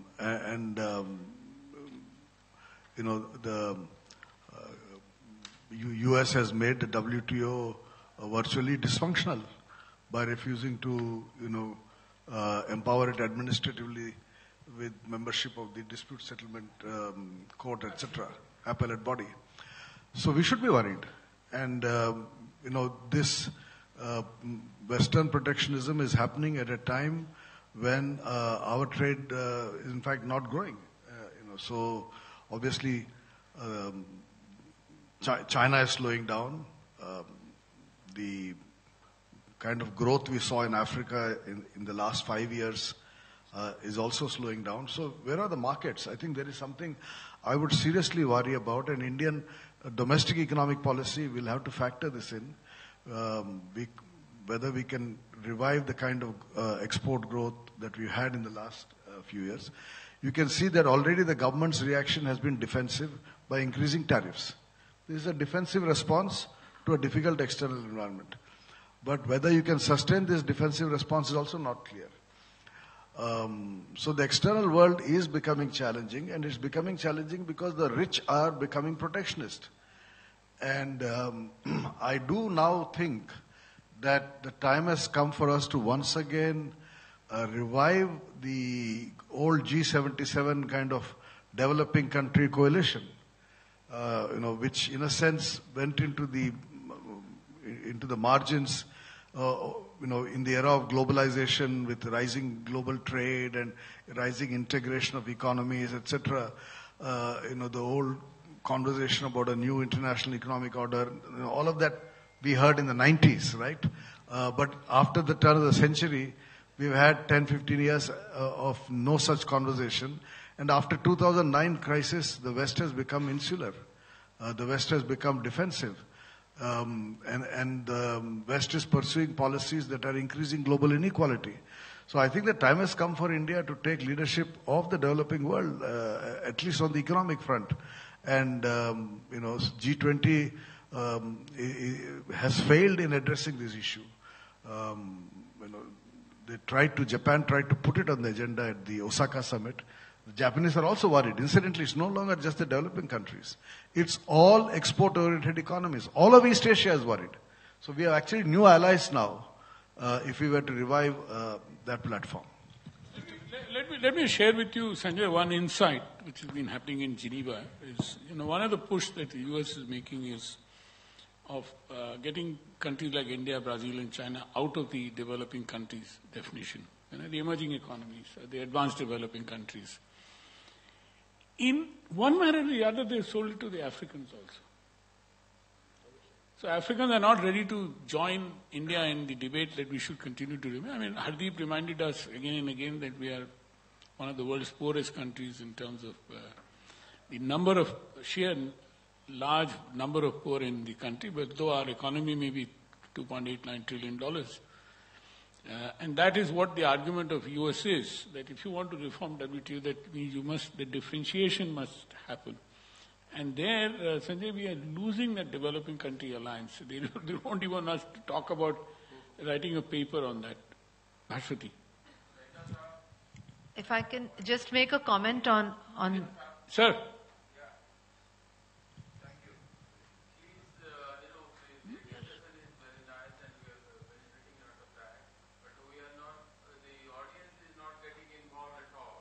Why did you listen? We've got these expert panelists. Yeah. Thank you very much. Will do. Q&A.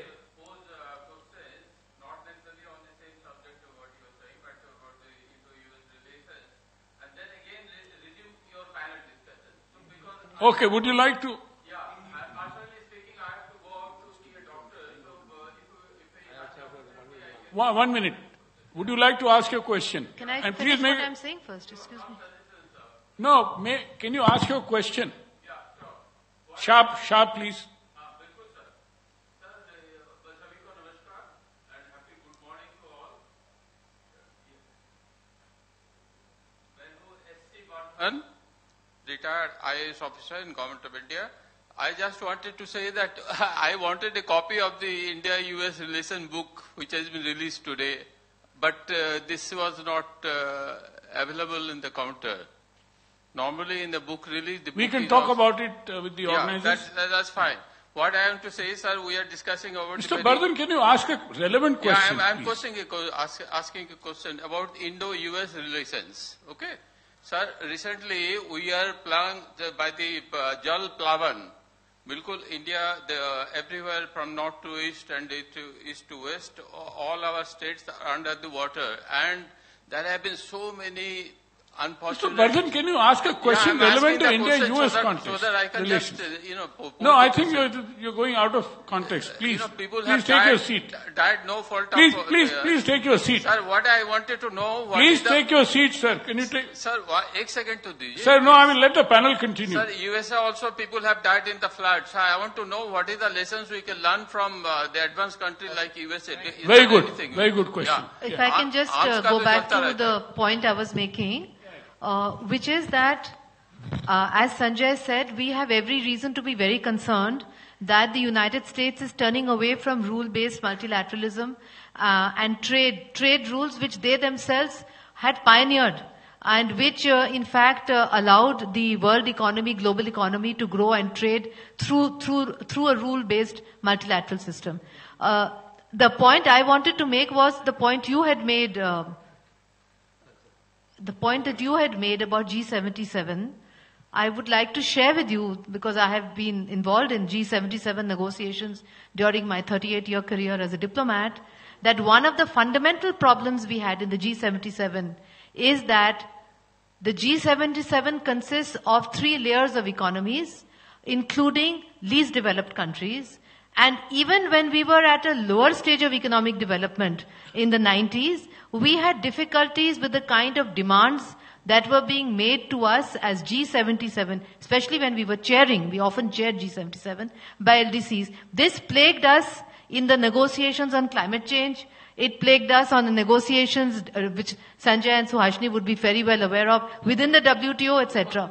And that is why this policy of divide and rule, where they are appealing to the Africans to explain that we are not a developing country anymore, will fall on very fertile ground because of our own inherent problem in accommodating the concerns of, let's say the least developed countries, island states, when we were doing climate change negotiation.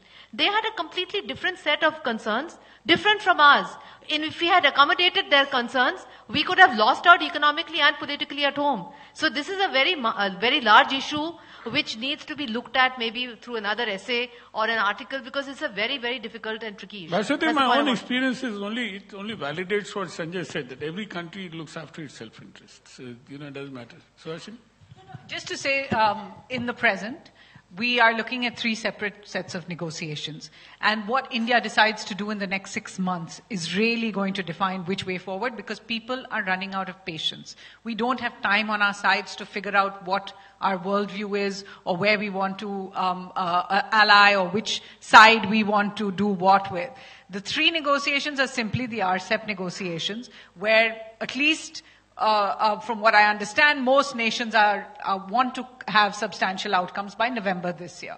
The second is the Indo-US trade negotiations, which may, as Mr. Puri was very optimistic about, end in a deal even for us. But at the moment seem to be stuck on a narrow basket of issues, but stuck very badly on those issues. No, also stuck on cross-sectoral issues. Sure.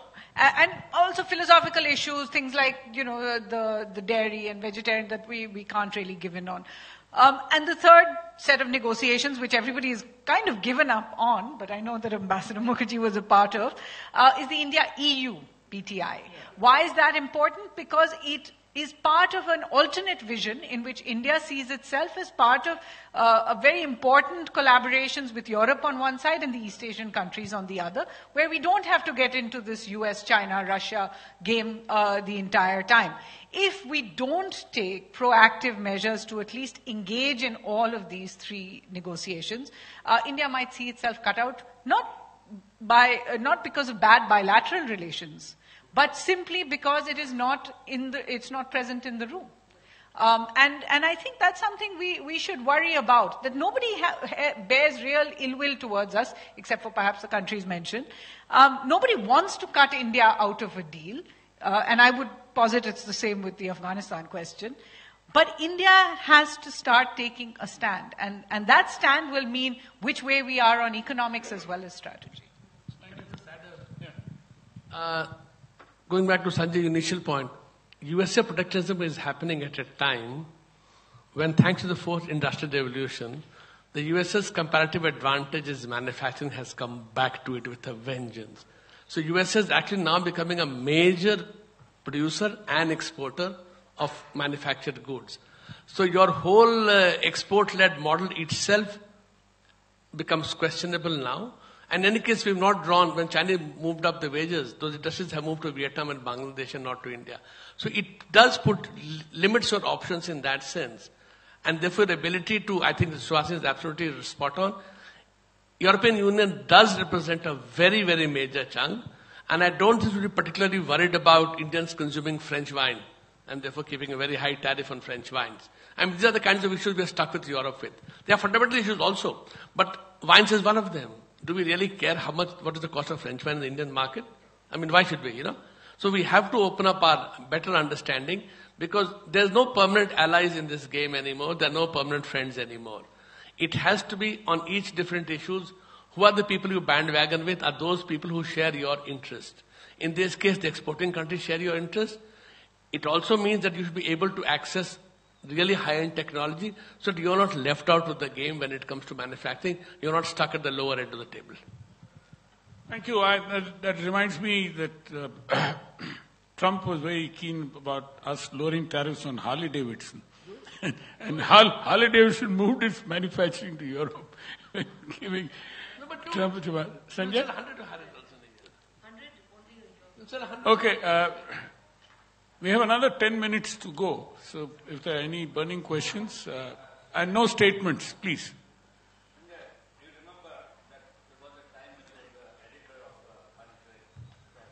When I talked about we did not have a system for banks and financial institutions for risk management. And you were the first one to report on that. So we do not care what is not there, what can really protect our economy, number one. Number two, you will remember what Mr. Puri said, various things from independence to onward. The point is, 2000 year was the most important for India to get what we got. We got more in this particular time, from that time now, than what we got it from independence. That was the why to 2000 year. And thereafter, when I came to you, when you were advisor to the Prime Minister, and you were very encouraging me that we should have something to do with World BPO Forum. It did not happen. I took it to New York. The point is, what has created economy for us? Thank you. No, Mr. Mehta, let me complete. Sir, there are others also. Yes, but I'm just saying something to you. There are others also. If you can come to the question. One point to you. Question is this. The next scenario for growth is only and only artificial intelligence if we can export.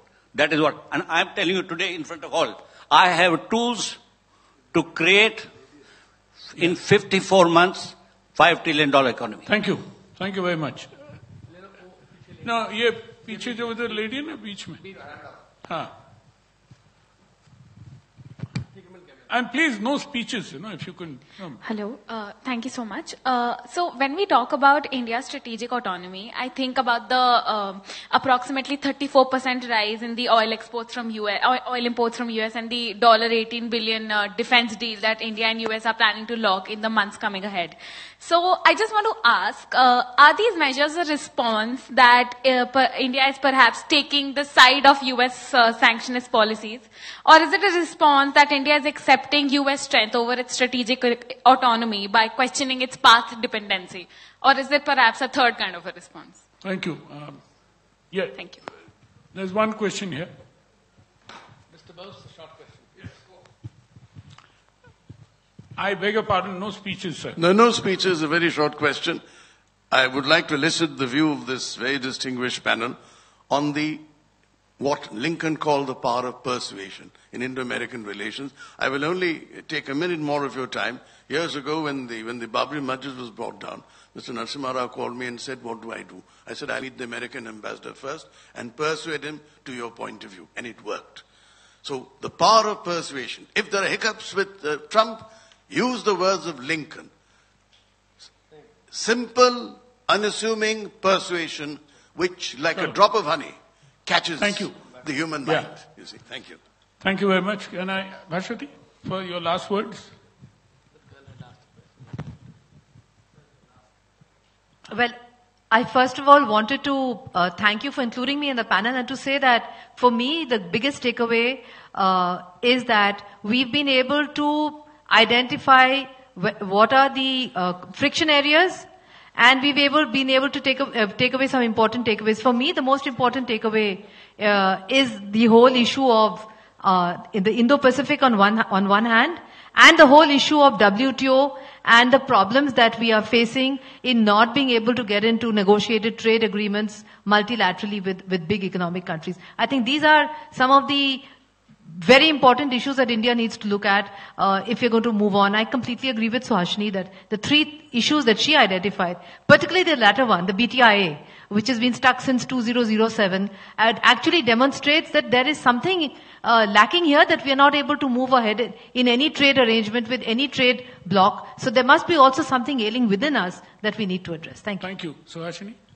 Just to address the young lady's question, I think you're absolutely right to point out each one of them. Some of them are just purely commercial decisions that have been dressed up as our way of balancing the trade deficit or the trade relations between India and the US. But I think it is necessary to look at that entire basket. We came very close in November to a trade deal which would have included a lot of the issues, not just the direct trade issues between India and the US. Is it possible to go ahead on those? There are some issues which we have made into an issue of strategic autonomy, which I don't think need to be, which is the Harley-Davidson issue. Eventually it's 300 motor bicycles. They're not going to make the US rich, and they're certainly not going to impoverish us. We need to pick our battles in all of these. And I think the idea that we allow a certain a downslide in relations to go unchecked is actually the most dangerous one. Very well put. Yeah. I think I agree with Suhasini. The fact is we have a trade surplus with the US. And we have been scratching our head for a long time to understand how we can remedy a little bit of that. I mean, I do think that we should continue to have a trade surplus with a developed country. But since they have been complaining, you look at what you can do. So defense purchases, oil purchases, Harley-Davidson, these are all ways in which you can show to the Americans that, look, we are also buying from you. So I don't think it's something that I would worry about too much. And finally, as we all discussed, ultimately every country acts as its own interest. Of course, you make mistakes. That's not the issue. And you want to get the best for yourself. So if you're buying good, high-end defense equipment from the United States, you're also buying it because you need it. So, one should not see everything as a simple, mujhe kya mila kind of situation. You are looking at yourself, and therefore you're trying to do.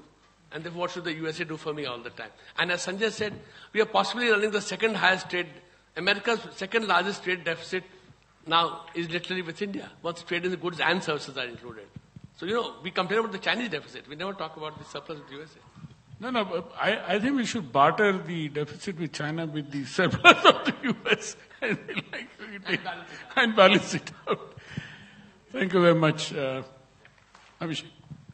Well, thank you to our esteemed panelists. It's been very, very, thank you very much for coming here, taking your time out.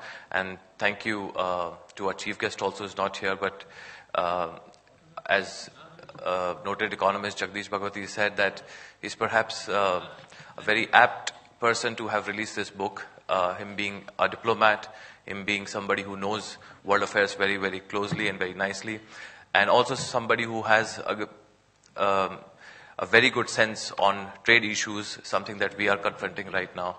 On that note, let me just officially close this event today. My last note is that on the panel there are two of my bosses, my mentors, Suhasini, who when I was a rookie journalist in CNN IBN, literally handheld and showed me the world of journalism. So thank you, Suhasini, very much. Mr. Mehta, a mentor par excellence again. And about Dr. Baru, I've been reading your writings for quite some time. My first interaction with him happened when we co-edited a book, a fed script, last year for Mr. Mehta. And since then, before that it was like Dronacharya Eklavya story. I was watching you on social media, but it's been a fantastic journey, a pleasure to edit these two books and to also get to know you better, and have become a student of geoeconomics myself and hope to continue to read your writings in future. Thank you very much.